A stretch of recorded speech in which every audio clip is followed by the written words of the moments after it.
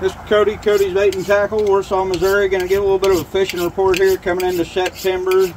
As a lot of you know, September is probably my least favorite month of the year to fish. You got so many weather fronts rolling through, so much stuff changing. The fish are real hit and miss at times. You got to do a lot of moving around to stay on fish. As you can see, fishing right now is about as good as it can possibly get. Hybrid wise, catfish wise, you just got to be where the fish are. Fish are moving right now. Some major algae blooms popping up in the last few days in the lake. If you can find them algae blooms, there's a lot of fish around them, a lot of bait. Some of them do have some catfish, crappie, white bass. That last cold front we had, it actually pulled some fish up in the creeks and up on some of the windblown points and stuff like that. We got another cold front rolling through now. Not much of one. It's supposed to warm right back up this weekend. These hybrids, they kind of went back to a full summer pattern. The catfish, they're kind of in a normal late August, early September pattern. Some of them spots I was talking about where there's some major shad from a little bit of algae and stuff like that, they are just loaded on the main lake. I haven't seen any catfish really pulling up in the creeks yet or anything like that. I have talked to some bass guys this last week that said they're starting to pick up some largemouth and Kentuckys on a crankbaits, square bills early of a morning. So that bite's already kind of starting to pick up. Later in the day, they're throwing some deeper crankbaits and catching some pretty good bass stringers, it sounds like. Usually that's kind of late September, October. Starting a little bit early with that cold front that rolled through. As far as crappie, they're kind of moving around right now. Last week we had a lot of oxygen in the lake from the wind and rain we had. This week that oxygen's kind of trying to come out, so last weekend I was hearing a lot of the crappie was all being caught a little bit deeper. This week they said a lot of them are moving back up a little bit shallower. These hybrids are the same way. Last week they was all deep. We didn't really want to eat. This week they're all kind of moving up and back on that normal summer pattern. We caught all these hybrids in like 25 minutes after we got done catfishing. So it was pretty busy this morning. As far as white bass, they are kind of scattered all over. I'm not seeing a lot right on the humps right now, but some of them ledges just off the humps are holding a lot of white bass. A lot of white bass just roaming the lake. You're not really seeing them bust or anything right now. They're feeding down deeper. We caught several white bass and had a lot of white bass bites while we was catching these hybrids. They was just kind of mixed in out there in that deep water. Most of them I've been seeing kind of schooled up though, have been anywhere from 12 foot of water to about 20, 21 foot. There's been some deeper like that. Just like sliders, bank spoons if you can stay on top of them. Anything small for the white bass. These bigger white bass we caught with these hybrids, they was on live shad, of course. Hybrids was on live shad. I did throw a spoon a couple of times, never got hit. Didn't give it much effort. The action was too fast to spend much time on it. I'm sure if you can get them feeding good though, they will hit them spoons. The days there's been some wind, has been some white bass caught on some of the windblown points, going into some of the creeks, and even on KK Island there's been some white bass caught on them windblown points on it. A lot of white bass on KK right now. A lot of little hybrids. There's still some bigger hybrids out there, but they're just roaming. They're not schooled up at all. Yesterday morning I actually seen a few bust right at daylight out there, right dead center in the middle of the island. Wasn't much, but there was some there. As far as the catfish, fresh cut shad, fresh cut drum, perch. Shad's gonna be number one, you know, and then perch and drum. On the main lake, right now your thermocline's about 25 foot. So most of the fish are gonna be right above that. Some areas today was looking like it was maybe 22, 23 foot.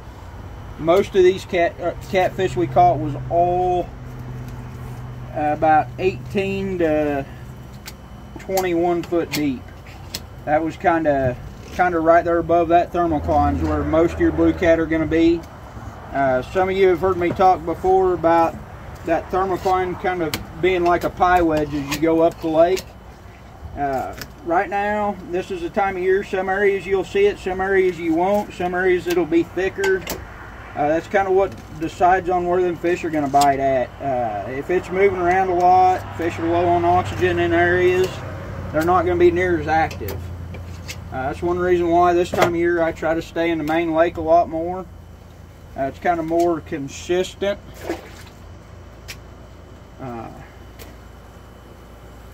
As you go up the lake, them fish are going to be shallower. I know last I heard on the upper end of the lake, the drift bite had shut off completely. It might be back going now a little bit, but I have not heard anything on that. They was just having to anchor up there and fish. So maybe this heat it'll get back to drift fishing up there. I do not know. Sounds like the best crappie bite's still mid-lake, and the main lake. A lot of crappie being caught, a lot of short crappie, but they're managing to weed through them. Most of the guys coming in the shop are still saying their best bite's been on minnows, dead or live minnows. It doesn't seem to matter, I guess. Few guys going back to fishing their hair jigs. Had quite a few people asking about that, so I'm guessing some of the guides have posted on that upper end that they went back to fishing hair jigs. But that's really about all I've got for you guys. I have not heard anything at all on Lake of the Ozarks. I know the catfish drift bite's still good down there, down further, you know, below Browns Bend. Been a few good blues caught down, you know, from the 70-mile marker down, just drift fishing. They've been running a little bit of current of an evening. They'll probably run some this weekend with it being hot again. They don't have much water to run, so everybody's been wondering why they haven't been running much. They just don't have it.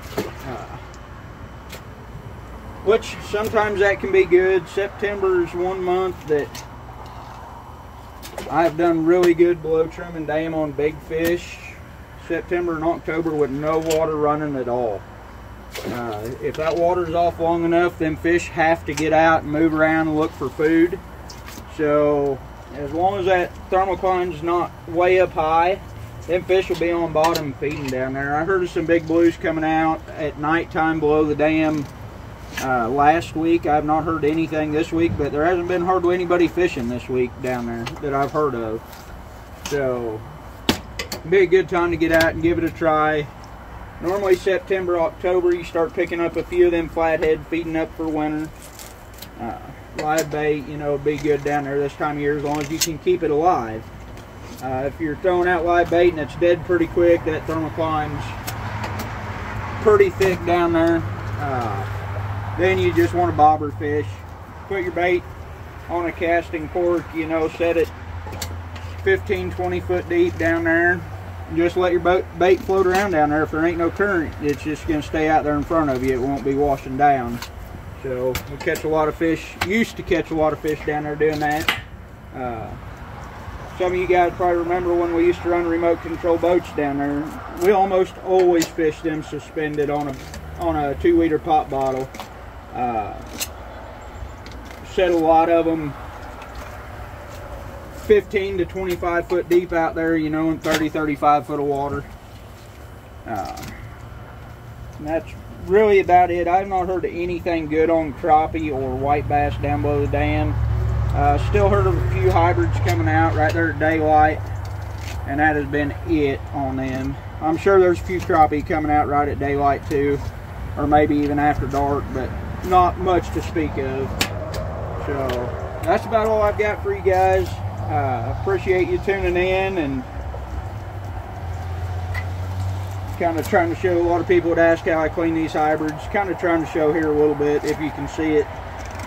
But just cut right down that backbone, cut right around that rib cage, cut them fillets right on off. Stay up off that skin when you go to cut that meat off the skin. Get a nice pretty fillet. All you got to do is cut out that center strip then. You got really good eating. A lot of people say they don't like the hybrids, but it's because they don't bleed them out. They let them die in a live well full of water. That's the biggest thing. I've tried to eat some like that before that I didn't have my ice chest in there. Them hybrids are not hardly fit to eat if they die in water. When you catch them, throw them straight on ice, and they are really, really good eating. They're just, I mean, to me, they're just as good as the blue cat or crappie. Make a lot of fish tacos out of them. They're good baked, grilled, smoked. Throw them in a brown sugar brine, smoke them like you would salmon. They are really, really good. They're probably one of my favorite fish to eat overall, just because you can cook them any which way possible. Sometimes I'll take them and just score them fillets, leave the skin on, cook them like you would a redfish out on the ocean, and just throw them on the grill, cook them kind of hot, rub butter on them, bunch of seasoning, and they are awesome. A bunch of different ways you can do them. So I appreciate it, y'all, and thanks again. Share this video and maybe get some new audience out there. So have a good one.